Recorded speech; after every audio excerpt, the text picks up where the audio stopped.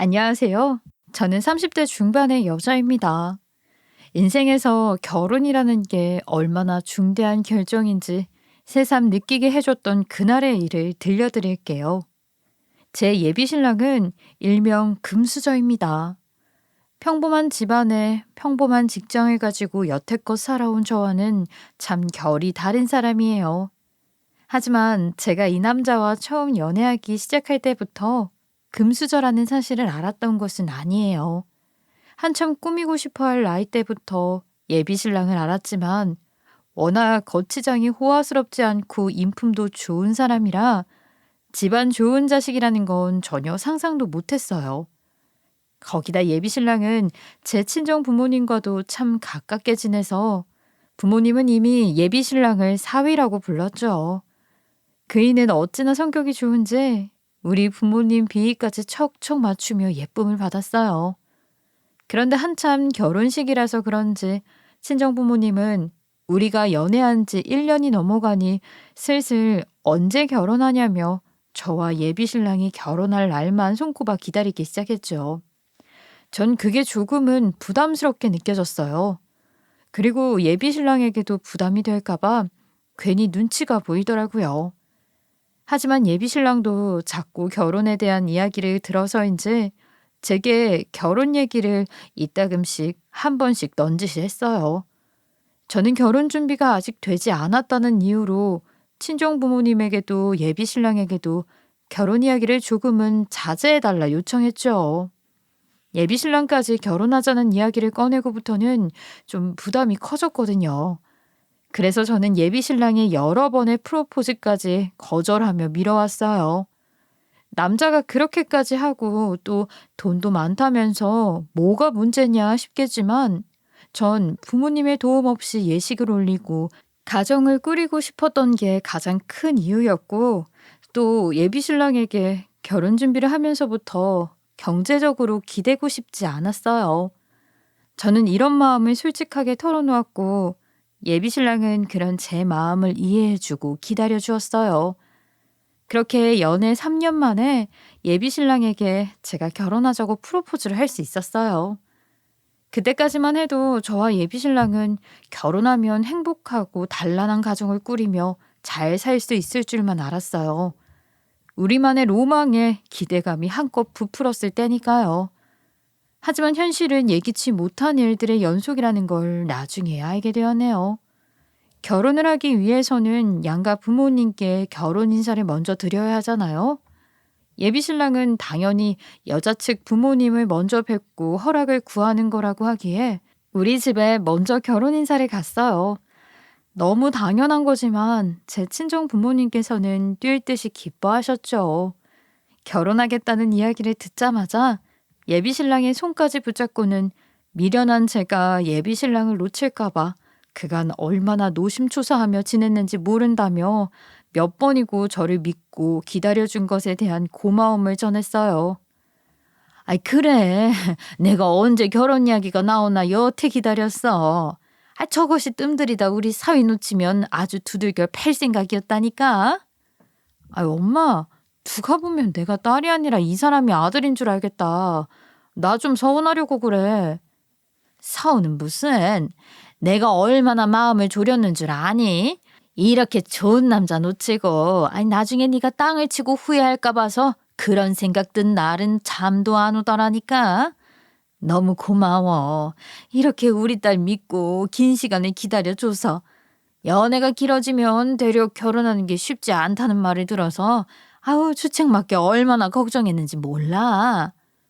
엄마, 아무리 이 사람이 좋아도 그렇지. 그 정도면 엄마가 아주 푹 빠진 거 아니야?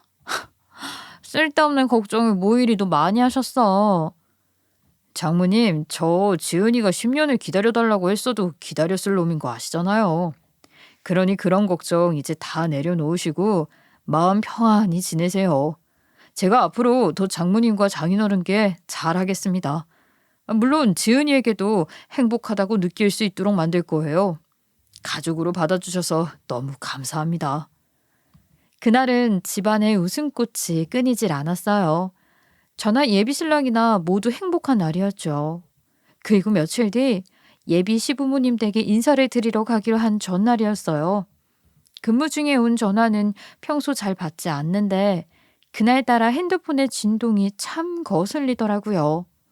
하지만 모르는 번호였던 탓에 광고 전화겠거니 하는 생각으로 심드렁하게 전화를 받았어요. 그런데 제게 전화를 한 사람은 다름 아닌 예비 시어머니였던 거예요.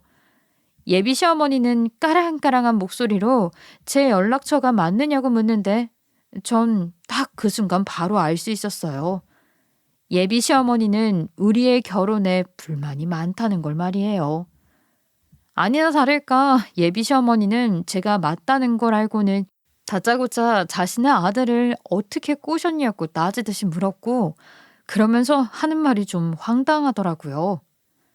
너 우리 아들을 도대체 어떻게 꼬신 거니? 네가 뭐 볼 게 있길래 내 아들이 결혼하겠다는 소리라고 여자를 집에 데리고 오겠다는 말까지 하느냔 말이야. 저 어머님 꼬셨다기보단 서로 좋은 감정으로 시작했고 이만큼 관계가 발전하게 된 거예요. 연락을 주셔서 갑자기 이런 말씀을 물으시니까 조금 당혹스러워요. 서로 좋은 감정? 기가 차서 말도 안 나오네. 너 우리 아들이 어떤 아들인 줄은 알아? 너 같은 것은 넘볼 수도 없는 그런 위치에 있는 애라고.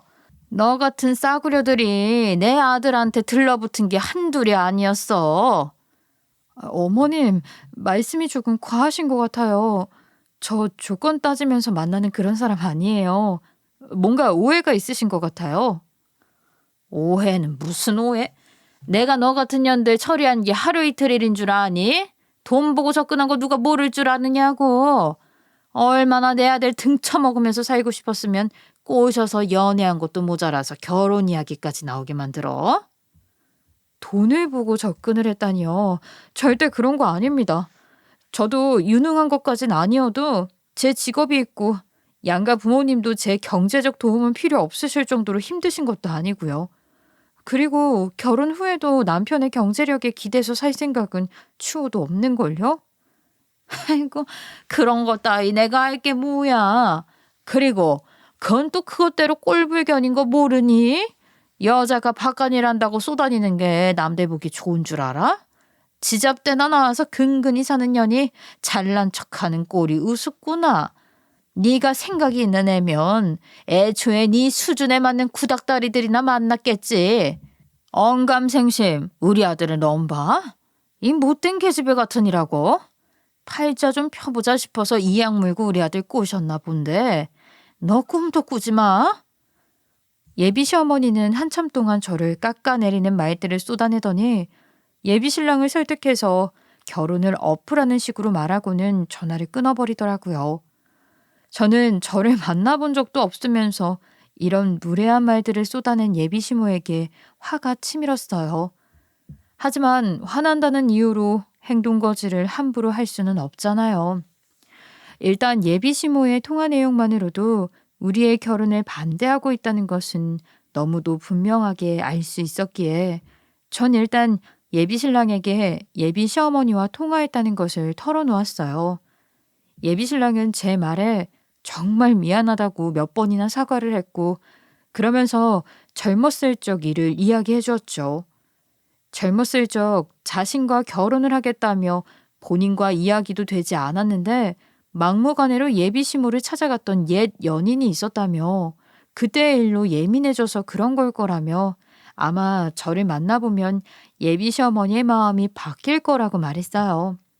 예비 신랑의 말로는 그 옛 연인이 예비 시어머니와 첫 만남에서부터 취집이 자신의 꿈이라며 남자 잘 만나 팔자 좀 펴보자는 식이었고 그게 아마도 예비 시어머니에게는 큰 충격이었던 듯 싶다고요. 저는 예비 신랑이 이런 과거를 털어놓은 후에야 좀 있는 집 자식이라는 사실을 알게 되었어요. 사실 그렇다 하더라도 가늠도 되지 않았지만요. 저는 예비 신랑의 이야기를 듣고 난 후에야 예비 시어머니가 저에게 전화해 그렇게까지 격조 없는 말을 쏟아냈던 게 조금은 이해가 됐어요. 예비 신랑은 자신이 예비 시어머니를 잘 설득해 보겠다며 결혼 인사를 가기로 한 날을 조금 미루자고 하더군요. 저도 예비 신랑과 예비 시어머니가 대화를 나눌 시간이 필요할 것 같다고 판단되어 그러자고 했어요. 그렇게 꼬박 일주일이 지났고 예비 신랑이 예비 시모와 대화를 잘 나눴는지 다시 날짜를 잡아왔더라고요. 그리고 그 주 주말 전 드디어 예비 시부모님을 만날 수 있었어요. 그런데 예비 시댁에 도착해 안으로 들어가기도 전에 저는 놀라 입이 떡 벌어졌어요. 제가 남편이 금수저라고 위에서 표현했잖아요. 집만 봐도 알 수 있겠더라고요. 집안이 전혀 보이지 않는 높은 담과 현관에서 으리으리함에 느껴졌어요. 그때부터 저는 부담감이 확 밀려왔죠. 감이 들어갈 엄두가 안 나더라니까요. 하지만 그런 것에 기가 눌려 도망칠 수는 없잖아요. 저는 숨을 한번 크게 들이쉰 뒤 예비 신랑의 뒤를 따라 시댁 안으로 들어갔어요. 마당을 지나 집 현관 앞에 섰을 땐 진짜 너무 긴장돼서 머리가 핑 돌 지경이었어요. 몇 차례 심호흡을 한 후에야 용기 내서 들어갈 수 있었어요. 다행히 예비 시아버지가 마중을 나와주셨고 저를 따뜻하게 맞아주셨어요. 아유, 어서 와요. 우리 아들이 집에 사람을 데리고 온 게 처음이라 나도 괜히 이상하고 그러네요. 거기다가 그 주인공이 이리 어여쁜 예비 며느리라니 긴장을 안 할 수가 없어요. 아버님께서 이렇게 반겨주시니 몸둘 바를 모르겠어요. 너무 감사드려요. 덕분에 긴장이 조금 풀렸어요. 그렇다면 다행이에요. 우리 아들한테 얘기 많이 들었어요. 이 녀석이 입에 침이 마르도록 자랑해서 꼭 만나보고 싶더라니까. 제가 부족한 점이 많지만 앞으로 더욱 노력할게요. 지켜봐 주세요, 아버님. 저를 반겨주는 예비 시부와는 달리 예비 시모는 마중은커녕 거실 소파에 앉아 불만 가득한 표정으로 팔짱을 끼고 앉아 계셨어요. 애초에 저를 만나보기 전부터 결혼을 반대했던 분이니 전 그런 예비 시모의 행동에 아무렇지 않은 척 먼저 예의를 차려 인사를 했습니다. 하지만 예비 시어머니는 그런 제 인사도 마음에 들지 않는지 인상을 팍 구기며 이렇게 말하더군요. 예상은 했다만 너 같은 게 우리 집에 가당키나 하니? 어디서 굴러먹던 앤 줄 어떻게 알고 결혼까지 하겠다는 거야. 정말 끝까지 내 속을 뒤집는 짓만 골라서 할 거니 아들? 이 결혼을 진짜 하기라도 하겠다는 거냐고 아들. 네가 무려 200억 상속받을 귀중하고 고결한 몸이야. 어느 정도 수준이 맞아야 내가 치는 척 받아주기라도 하지. 이건 길에서 굴러먹던 거지를 걷어먹이며 살겠다는 거잖아. 어머니, 이 사람 앞에서 어떻게 그런 무례한 말씀을 아무렇지 않게 하실 수 있어요? 분명 한번 만나겠다고 말씀하셔놓고 이게 무슨... 이 사람 아니면 아무하고도 결혼 안 해요. 무조건 이 사람이어야 한다고요. 그러니 제 행복을 위하신다면 제발 색안경 끼고 보지 마시고 있는 그대로를 봐주세요. 예? 제 재산이 얼마인 줄도 모르던 여자예요. 돈 보고 접근한 게 아니라고요. 당신 손님을 초대해놓고 그런 망발을 하더니 이런 교양 없는 행동은 용납 못해요. 격조 있게 행동해요. 아들이 사랑하는 여자이니 존중하라 이 말이요. 시어머니의 말에 예비 신랑은 저를 두둔하면서도 애걸복걸하며 예비 시어머니를 설득하려고 했어요. 예비 시아버지도 예비 시어머니의 무례함을 지적해 주었죠. 저는 시어머니의 망발로 인해 처음으로 남편의 부가 어느 정도인지 그제서야 알게 되었고 너무 놀라 한마디도 못하고 있었어요. 그런데 예비 시모는 그런 저를 보고는 머리를 굴린다며 난리를 쳐댔죠. 전현, 네 상속받을 재산 듣고 머리 굴리는 꼴 좀 봐라. 어떻게 저게 돈 보고 접근한 게 아니라는 거야. 200억 상속 이야기 나오자마자 입 싹 닫고 있는 꼴 좀 보라고. 저 속물을 뭘 믿고 결혼을 시켜. 너희 결혼은 다 전현이랑 전현 집안 좋은 일 시키는 걸 왜 몰라. 그만 좀 하세요. 상속 이야기를 오늘 지금 어머님 입으로 처음 말씀하셨으니까 놀라는 게 당연하죠. 이 사람이 우리 집안 돈 보고 저에게 접근한 거였다면 진작 헤어졌겠죠. 이 사람은 3년을 연애하는 내내 몰랐으니까요. 이 결혼을 엎어도 제가 없는 게 아니라 이 사람이 해야 맞다는 말을 하는 거예요. 그동안 제가 속인 거니까요. 그 나이를 먹도록 이렇게 세상 물정을 모르니? 이전에 네 재산에 대해 다 조사를 했으니 여태 널 만났던 거고 너와 결혼을 하려고 혈안이 된 거야, 이 멍청한 놈아. 그게 아니라도 지금 네 재산이 어마어마할 거라는 소리를 들었는데 너한테 속았다고 이 결혼을 엎자고 하겠니? 얼씨구나 좋다고 하고 더 너한테 붙어먹을 궁리나 해대겠지. 어머니가 이 사람에 대해 뭘 안다고 그런 말씀을 하시는 건데요. 저요, 예비 장모님 댁에 가면 이런 푸대접 안 받아요. 세상에서 가장 귀한 사람이라도 된 것처럼 소중하게 대해주신다고요. 그런데 어떻게 어머니께서는 제가 사랑하는 사람을 이따위로 대할 수가 있으세요? 제가 창피해서 고개를 못 들겠어요, 정말. 이 사람한테 면목이 없다고요. 잘난 집안에서 잘난 아들 둬서 지질이 궁상인 년 푸대접 좀 하는 게 뭐가 문제니? 쟤도 지 주제를 알면 진작 이 집을 박차고 나갔어야지.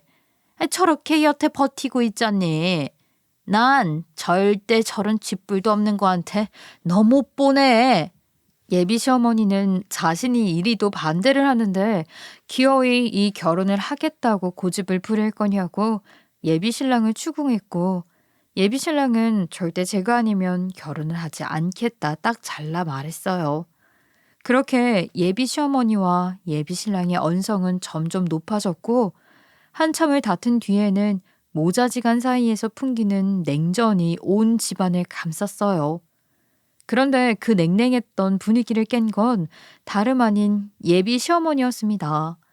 예비 시어머니는 제게 시선을 돌린 뒤 저를 위아래로 훑어보더니 대뜸 저와 같이 갈 곳이 있다며 나가는 거예요. 예비 시어머니의 말에 저뿐만 아니라 예비 신랑과 예비 시아버지까지 모두 놀랐어요. 하지만 예비 시모는 그의 아랑곳하지 않고 저더러 자신을 따라오라며 자리에서 일어났어요. 그러면서 예비 신랑과 예비 시아버지에게는 지금 본인과 저를 따라오면 이 결혼을 무슨 수를 써서든 막을 테니 그런 줄 알고 남자들은 잠자코 있으라며 엄포를 놓았죠. 그렇게 저는 예비 시어머니를 따라 시댁을 나와야 했어요. 차를 타고 이동하는 내내 예비 시어머니는 어딜 가냐는 제 질문도 무시한 채 입도 뻥끗하지 않았어요. 저는 어딜 향하는지도 모른 채 가야 했고, 어색하고 차가운 그 분위기 속에서 30분쯤 지났을까요? 한 건물에 도착했어요. 그런데 도착해서 보니까 그곳은 다름 아닌 산부인과였습니다. 전 너무 놀라 예비 시어머니에게 결혼 인사를 드리러 온 날 갑자기 왜 산부인과까지 온 거냐고 물었더니 예비 시어머니는 저를 마치 벌레 보는 듯한 눈초리를 하고는 빽 소리를 쳐댔어요. 어머님, 여긴 산부인과잖아요. 결혼 인사를 드리러 온 날 갑자기 산부인과라니요? 저는 어머님과 동행할 수 없을 것 같아요. 이런 갑작스러운 상황이 저는 납득이 되지 않네요. 왜? 뭐 캥기는 거라도 있니? 그런 거 아니면 따라와. 어디서 굴러먹던 년인지 내가 좀 알아야겠으니까. 너처럼 없는 집 자식은 어디서 무슨 짓을 하고 다녔는지 알 수가 있어야지. 혹시 아니? 지저분한 모습까지 감쪽같이 숨기고 내 아들한테 접근한 천박한 것일지 말이야. 김 박사, 티끌만큼이라도 흠잡을 건 없는지 당장 싹 검사해.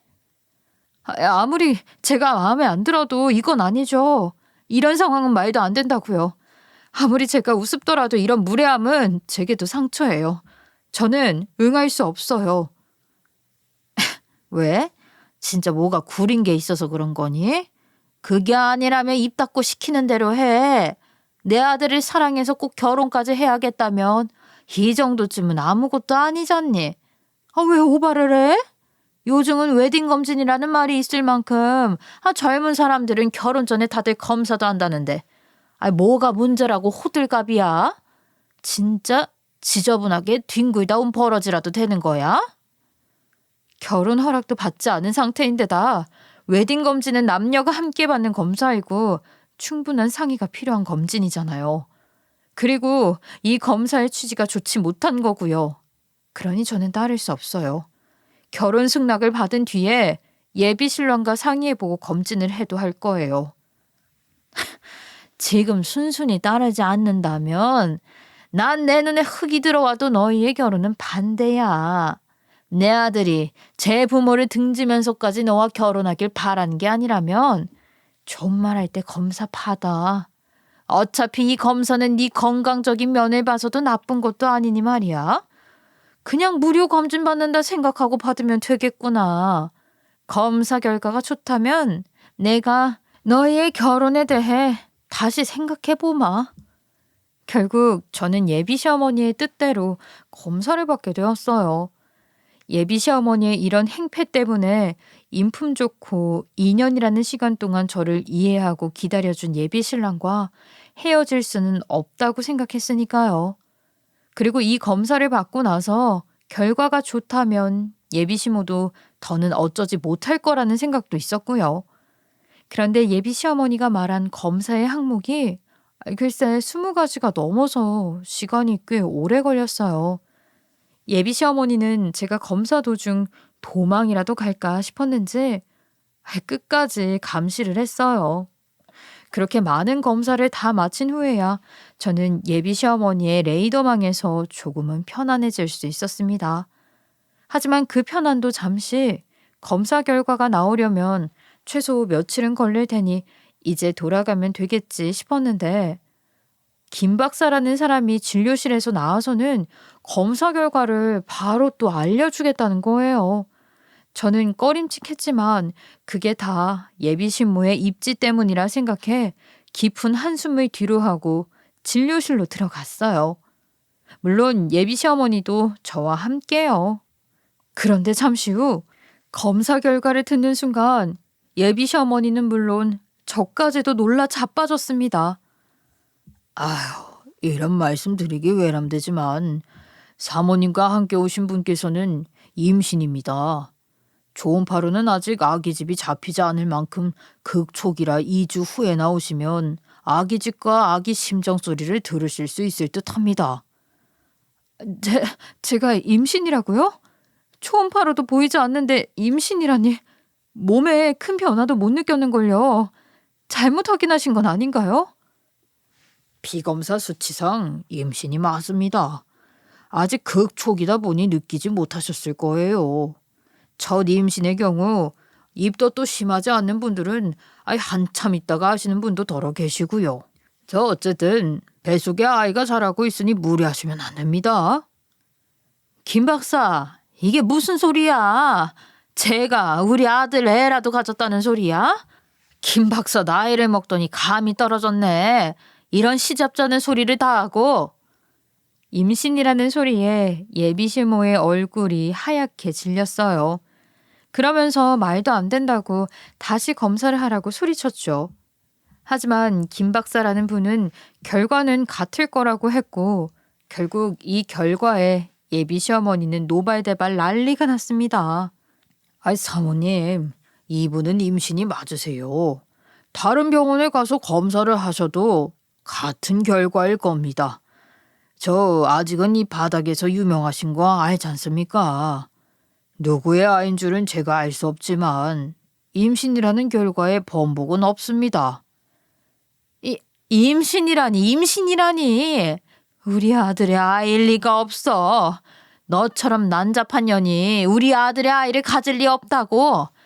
나 이 결혼은 절대 반대다. 누구의 줄도 모르는데 어떻게 내 아들과 결혼이야? 양심도 없는 것. 어디서 굴러먹다 애까지 배서는 우리 아들 등골을 빼먹으려고 해?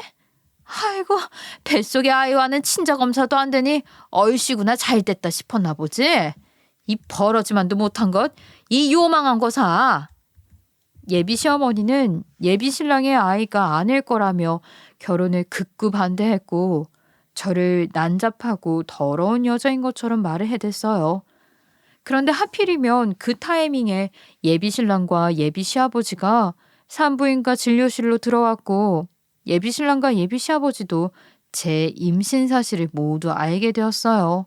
김 박사라는 분이 제가 임신인 것을 알고 예비신랑도 함께 들어야 할 것 같다고 판단해 저와 예비시모 모르게 예비신랑에게 병원으로 와달라고 연락을 했던 거였어요.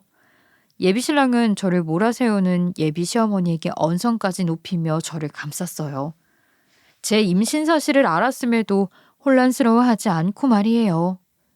예비신랑은 실은 제 인생의 유일한 남자가 자신이라는 걸 알고 있었어요. 그래서 예비시모의 말에 반기를 들고 제 편에 서준 거였죠. 예비신랑은 예비시어머니에게 자신의 아이를 가진 여자에게 더 상처를 줬다간 더는 참지 않겠다고 소리를 쳤고 예비시어머니는 뒷목까지 잡으며 괴성을 질러댔습니다. 이 사람 뱃속의 아이는 분명 제 아이가 맞아요. 절대적으로 의심의 여지도 없어요. 그러니 어머니의 손주를 가진 이 사람에게 더는 함부로 대하지 마세요. 저 더는 참지 않아요. 네가 어떻게 알아? 뱃속의 애가 네 애가 맞는지? 어디서 구르다 생긴 더러운 핏줄인지 어떻게 알고 감싸는 거냐고, 이 미친 거사. 여자한테 미쳐도 그렇게까지 미쳐? 난 절대 인정할 수 없어. 소름 끼치는 거? 이게 다 저것이 꾸민 계획적인 일이야. 왜 전현한테 속는 거야? 더러운 핏줄일 리 없어요. 제가 이 사람을 아니까요. 그러니 더는 이 사람을 지저분한 사람인 것처럼 표현하지 마시란 말이에요. 아셨어요? 아들 말처럼 당신 제발 그만 좀 해요. 김 박사 미안하네. 이런 행패를 부리다니 내가 대신 사과함세. 우리 아들이 사랑하는 여자야. 내 예비 며느리고 말이야. 연락해준 것은 고맙네. 나중에 내가 한번 대접하지. 예비시아버지는 김 박사에게 인사를 한 뒤 정신이 반쯤 나가 미친 사람처럼 난리를 쳐대는 예비시어머니를 이끌고 진료실 밖으로 나갔어요. 나중에 알게 됐지만 예비시아버지는 제가 인사를 가기 전부터 예비신랑에게 좋은 이야기를 많이 듣기도 했다고 했어요. 그래서인지 저를 처음 봤을 때부터 왠지 예비신랑의 배필이라는 느낌을 강하게 받았다고요. 그런데 그런 제가 임신했다는 소식을 듣고는 그 느낌이 확신으로 바뀌었다고 해요.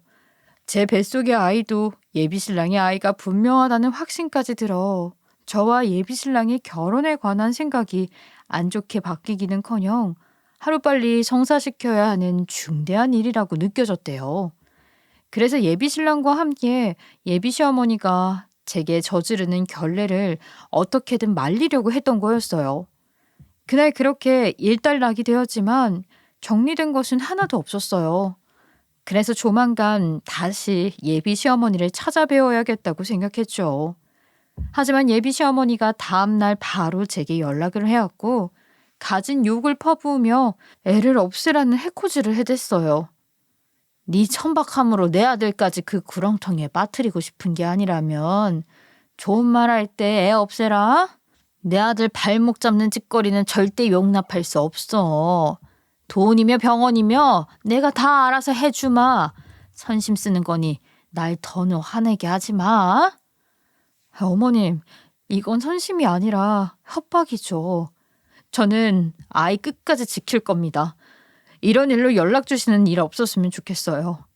그리고 저 천박하지 않아요. 문란하게 살아본 적 없으니까요. 니녀는 끝까지 내 마음에 안 들어 아주. 내가 이만큼 했으면 이제 그만할 때도 됐잖아. 없는 집 자식이라고 아무리 못 배웠어도 이렇게 사람 말에 못 알아쳐먹어? 네가 임신을 해서 그 애를 낳는다고 해도 내 아들은 너가 갖지 못해. 그러니까 그만 포기하고 애 없애. 마음 약한 내 아들 그만 이용하라고. 어머님께서는 제가 성에 차지 않으실 수 있어요. 이해합니다. 하지만 어머님, 저도 제 부모님께는 귀한 자식이에요. 그러니 더는 무례하게 말씀하지 않으셨으면 좋겠네요. 그리고 거듭 말씀드리지만 아이 없앨 생각은 없어요. 이 펄레만도 못한 것이 좋게 말로 상대해주니까 네가 뭐라도 된 거 같냐? 네 뱃속에 애 하나쯤 없애는 거 나는 일도 아니야. 알아? 내가 대화로 해결하려고 할 때 알아서 처먹어야지. 이렇게 아둔하고 보잘것없는 내 아들을 넘봤다니 내가 진짜 소름이 끼친다 얘. 네 뱃속의 아이가 내 아들의 씨라고 하더라도 네 피가 섞인 애라면 난 싫다고. 더럽고 천박해. 더는 이 일로 너한테 연락하고 싶지 않으니까 애 없애고 내 아들한테 떨어져. 그렇지 않으면 진짜 가만두지 않을 테니까 그런 줄 알아. 애를 없애라는 예비 시어머니에게 저는 그럴 수 없다며 단호하게 말했고 예비 시어머니는 그럴수록 격분했어요.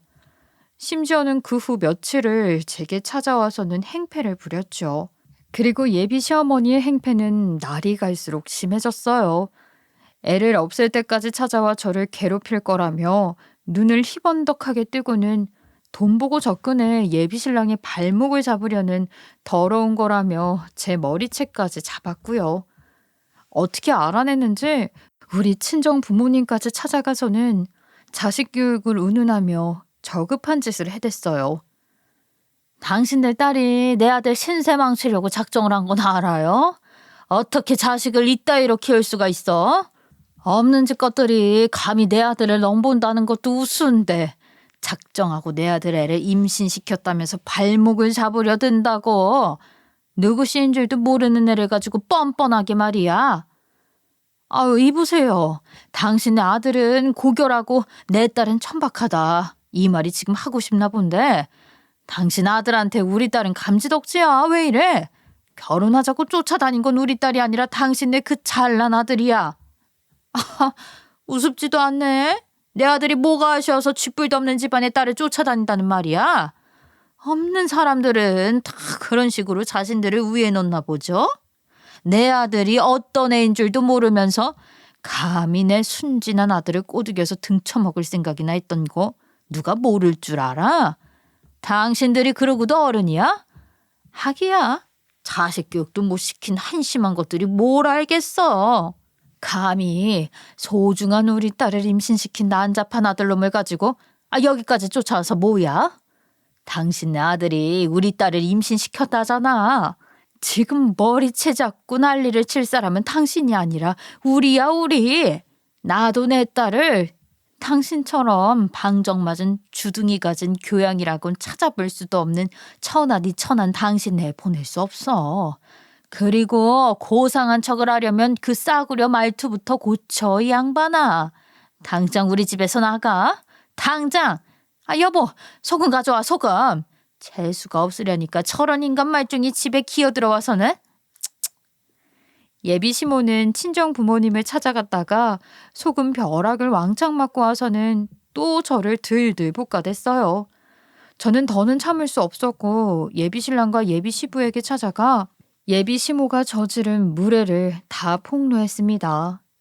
예비 시모는 예비 시아버지에게 된통 혼쭐이 난 뒤에야 그나마 누그러졌지만 관계 개선은 전혀 되지 않았어요. 그러다 결국 예비 시모가 제게 제안을 하게 되었어요. 그 제안은 바로 뱃속의 아이 친자 검사를 하자는 것이었어요. 대신 친자 검사 전까지 저와 예비 신랑의 결혼을 미루는 것이었어요. 만약 본인 손주가 맞다면 본인이 스스로 이 집을 나가겠다는 미친 조건까지 내세워가면서 저와 예비 신랑의 결혼을 막았어요. 그런데 만약 본인 손주가 아니라는 게 밝혀지면 그때는 저희 집안을 고소할 거라고 했고 이 말로 인해 일이 커지게 되어 계약서까지 작성하고 공증까지 받게 되었어요. 저는 당당하니까 거절할 이유도 없었죠. 결혼식이야 조금 늦게 올린다고 큰 문제가 되는 것도 아니니 말이에요. 그런데 이런 예비시모의 제안이 결국 예비시모 자신의 언행으로 예비신랑과 예비시아버지의 귀에까지 들어가게 되었고 시댁은 사달이 났습니다. 예비시아버지는 대를 끊어놓을 작정으로 그 소란을 피운 거 아니냐며 당장 내쫓겠다고 엄포까지 놓았죠. 저와 예비신랑이 말린 후에야 간신히 예비시아버지는 진정을 할 수 있었어요. 예비시부는 일이 이렇게 된 이상 결혼을 미뤘으니 저를 시댁으로 들이고 아이를 낳을 때까지 많은 지원을 해주겠다고 했죠. 하지만 예비 시어머니는 절대 안 된다며 난리를 쳤어요. 결국 저는 친정집에서 지냈고 예비 신랑이 매일같이 친정집으로 출근 도장을 찍어야 했어요. 그렇게 지내기를 수개월, 드디어 출산 예정일이 코앞으로 다가왔어요. 예비 신랑은 저와 예비 시모가 썼던 계약서 때문에 불안해했고 결국 예비 시모를 찾아가 제게 사과를 하고 계약서는 없었던 걸로 하자고 이야기를 하면 안 되겠냐고 며칠을 설득했어요. 하지만 예비 시어머니는 절대 흔들리지 않았죠. 애도 곧 태어나니까 이제 계약서에 쓴 대로 친자 검사만 하면 이제 모든 게 끝이야. 그런데 왜 계약서를 없던 걸로 치니? 난 처음부터 지금까지 네 결혼은 반대야. 그 더러운 것과는 가족을 지낼 수가 없다고. 어머니, 정말 이렇게까지 해야겠어요? 제가 누누이 말씀드렸잖아요. 제 아이가 맞다고요. 정말 저와 이 사람 말이 맞으면 어쩌시려고 이러세요? 진짜 집을 나가기라도 하실 심산이세요? 아니, 내 손주가 맞다면 내 발로 나갈 거야. 그러기로 한 거잖니? 하지만 난 쫓겨날 일이 없어. 내가 장담하니까. 그 아이는 내 손주가 아니라는 걸 말이야. 그러니 너나 그 아이와 깔끔히 정리해. 네 아이도 아닌 애를 네가 책임질 필요도 없잖니, 이 쑥매가. 에휴, 제발 정신 좀 차려라. 그 불려시가 집 팔자 피자고 네 꼬신 거라니까. 제발 엄마 말 좀 들어. 예비 시어머니는 끝까지 고집을 부렸고 저도 예비 시모도 다른 이유로 아기가 태어날 그날만 고대하고 있었어요. 그러던 어느 날 예비 신랑이 짐을 한가득 챙겨 친정집으로 방문했어요. 아이가 태어날 때까지 저와 함께 지내겠다면서요.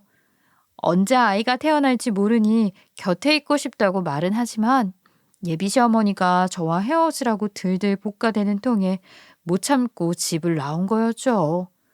처음 친정부모님은 예비 신랑에게 실망을 많이 해 받아주지 않으려 했지만 워낙 책임감 강하고 좋은 사람이라는 걸 알기에 결국 친정 부모님도 예비 신랑을 믿어주기로 했어요. 그렇게 저희는 함께 지내게 됐고 3개월 후 저는 아이를 무사히 출산을 하게 되었어요. 제 출산 소식을 예비 시부모님도 들었는지 한 걸음에 병원으로 달려오셨더라고요. 그런데 예비 시모는 아이를 보기는커녕 힘까지 써서 곧바로 친자 검사를 진행했어요. 저와 아이가 태어나 산후조리원으로 들어가는 날 친자 검사 결과가 나왔습니다. 당연히 99.999% 남편과 친자가 일치하다는 결과였고요. 이 결과를 들은 친정 부모님은 예비 시어머니를 한심하게 여겼어요. 그런 시어머니는 있으면 골치라며 차라리 제 발로 나가기로 한 것이 다행이라고 말했죠. 친자 결과를 뒤늦게 듣게 된 예비 시아버지도 제가 산후조리를 마치기 전까지 시댁에서 당장 나가라며 엄포를 놓았어요. 예비 시어머니는 그제야 현실을 자각하고는 제 산후조리원까지 창피할 정도로 찾아와서 싹싹 빌며 애원을 댔어요. 예, 아가야, 내가 다 미안하다. 우리 이제 가족이잖니. 그러니 네가 시아버지한테 날 내쫓지 말아달라고 부탁 좀 해주렴. 내가 시집살이도 안 시키고 우리 손주 떠받들고 살음아. 내가 그땐 뭐 귀신에 홀려서 그런 망발을 했던 것 같아. 나를 딱 한 번만 너그럽게 용서해주면 안 되겠니? 내가 나이값도 못하고 너무 미안했다. 어머님, 지금 이곳에 찾아와서 이러시는 것도 제게는 너무 불편한 행동이에요. 제발 그만 좀 오세요. 계약서를 쓰자고 제안한 것은 어머님이셨잖아요. 겸허히 받아들이고 우리 각자 알아서 자기 인생 살기로 해요. 전 시어머니는 없는 셈 치고 아버님 잘 모시면서 지낼 테니까요. 예, 내가 정말 쫓겨난 걸 바란 것도 아니잖니. 계약서 쓰던 날 네가 뭐라고 했는지 기억 안 나니? 이러다 정말 가족인데 가족이라고 부르지도 못하고 지내면 어떡하냐면서 걱정했잖니. 우리 이제 정말 가족이 되는 건데 내가 이렇게 내쳐지면 네가 나쁜 며느리가 되는 모양새가 돼버리잖니. 네가 몰라서 그러는데 소문이 참 무서운 거야. 그런 소문은 만들면 안 되잖니. 그러니까 제발 한 번만 용서해 다오. 내가 정말 여태 했던 행동을 사죄하는 마음으로 너랑 내 손주한테 정말 잘하마. 어? 그동안 저를 얼마나 괴롭혔는지 생각 안 나요? 우리 부모님한테까지 가서 그 난리를 쳐놓고 이게 사과 몇 마디에 무릎 한번 꿇는 걸로 다 용서가 될 줄 아시냐고요. 저더러 천박하고 더럽다면서요. 그런 제 피가 섞인 아이는 신랑의 핏줄이라도 싫으시다면서요. 그렇게 말하셨으면서 왜 모든 게 끝나서까지 저를 이렇게 괴롭히시는 건데요. 어머님, 이 공증받은 각서 이용해서 법적 소송 한번 당해보셔야겠어요? 그래야 그만하실래요? 그런 거 아니면 순순히 응하세요. 이게 다 어머님 업보니까요. 저는 구차하게 매달리는 예비 시어머니에게 공증받은 그 각서를 들이밀며 소송 당해보려는 거냐고 노발대발을 했어요. 결국 시어머니는 저에게 용서도 받지 못했고 예비 신랑과 예비 시아버지에게까지 버림을 받고 쫓겨나게 되었어요. 그렇게 시어머니를 안 보고 산 지 6개월쯤 됐을 때 제게 전화가 온 적이 있었어요. 네, 저를 그렇게도 괴롭혔던 시어머니에게서요. 아이는 많이 컸는지 제 건강은 좀 괜찮은지 이런 걸 묻는데 정말 가소롭다는 생각이 다 들었고 전 길게 통화할 생각도 없어서 대충 둘러댄 뒤 전화를 끊으려는데 끊기 직전에 시어머니가 저에게 전화했던 진짜 목적을 이야기하더군요. 내가 쫓겨날 때 돈 한 푼 없이 나왔던 거 알지? 내가 쫓겨나면서도 내 명품들을 꽤 챙겨 나왔거든? 근데 그걸로 근근히 먹고 살았는데 그렇게 지내는 것도 하루 이틀이잖아. 그래서 그런데 아들이랑 네 시애비 몰래 돈 좀 보내주면 안 될까? 너 이제 그 집 며느리라 돈 많잖니? 이것 때문에 연락하셨던 거예요? 참 기가 막혀서. 어머님, 저도 돈 없어요. 제가 그 집 며느리라고 명품 치장하고 다니고 그러지 않는다고요. 남편이 벌어온 돈으로 평범하게 살고 있으니까 다시는 돈 달라고 연락하지 마세요. 예, 거짓말하지 마. 돈 없는 애들이 돈 맛보면 눈이 뒤집힌다는데 설마 너 혼자 독식하고 싶어서 없다는 건 아니야? 그러지 말고 5천만 원만 좀 보내주렴. 나도 사람 사는 것처럼은 살아야 하지 않겠냐? 그래도 네 남편 엄마인데 구질구질하게 살아야겠니? 안 그래? 어머님, 남편 잘 만나 그동안 호의호식하고 지내셨으면 이제라도 어머님 스스로 돈도 벌어보시고 힘든 게 뭔지도 경험해 보세요. 어머님 아직 환갑도 안 되신 50대 중반이시잖아요. 그리고 그렇게 어리석게 행동했던 과거에 대해 참회하는 마음으로 그렇게 살아보세요. 혹시 알아요? 그러면 하늘이 불쌍히 여기고 평범하게 살게 해줄지요. 돈 달라고 연락했다는 건 남편이랑 아버님께는 비밀로 해드릴게요. 어머님께서도 자존심은 있으실 테니까요. 어머님은 쫓겨난 뒤 자신이 가지고 있던 것들을 조금씩 팔면서 한량처럼 지내다 더 돈 나올 곳이 없으니 저에게 몰래 연락해서 돈을 달라고 했어요. 하지만 그런 게 저한텐 통할 리 없잖아요. 그렇게 연락을 끊으니 나중에는 친정집에 몰래 찾아오셔서 돈을 달라더군요. 그때 하필이면 남편과 딱 맞닥뜨려서 난리도 아니었어요. 제 앞에서 무슨 낯으로 나타났냐며 어찌나 혼이 났는지 모릅니다. 그날 남편은 시어머니에게 200만 원을 쥐어주고 그 돈으로 보증금을 하라며 돌려보냈어요. 그 후로 예비 시어머니는 보증금 200만 원에 월세 30만 원 하는 반자에서 지내며 국밥집에서 아르바이트를 했어요. 최근에는 국밥집에서 손님에게 망발을 하는 바람에 잘려서 식당 설거지를 하면서 지낸다고 하더라고요. 예비 신랑이던 남편은 끝까지 우리 아이와 저를 믿고 책임져 주어 지금은 너무도 단란한 가정을 꾸려 행복하게 지내고 있어요. 물론 여전히 처가살이를 하고 있고요. 제 남편이 친정부모님과 함께 지내는 이 생활을 너무 좋아해서 처가살이를 고집 중이거든요. 시부와는 종종 만나서 식사도 하고 여행도 다니며 지내고 있어요. 시어머니는 돈 달라는 전화를 했을 때 제가 버르장머리 없이 자기를 대했고 처가에 몰래 찾아왔을 때 일부러 남편에게 일렀다며 그때부터는 또 저를 남편과 자신의 인생을 망친 파렴치한이라고 여기며 지내요. 시어머니는 자기가 너무 힘든 날은 가끔 욕을 한 바가지 쓴 문자가 오고는 하거든요. 그렇게 힘든 게 다 제 탓인 것처럼요. 그런 대우를 받는다고 해도 저는 전혀 아무렇지 않아요. 오히려 너무 괜찮은걸요? 시아버지 사랑은 며느리라는 말을 늘 실감하고 있으니 말이에요. 제가 연락하면 언제는 반갑게 받아주시고 제게 세상에서 가장 소중한 며느리라고 사랑스럽게 불러주시는 분이시니까요. 거기다 절 너무도 미워하시는 시어머니의 언행으로 인해 저는 시집살이도 없으니 저를 미워하는 시어머니의 문자 정도는 견딜 수 있어요. 왜 인생을 살다 보면 모든 걸 걸어야 되는 판단을 할 때가 한 번 정도는 온다고 하더라고요.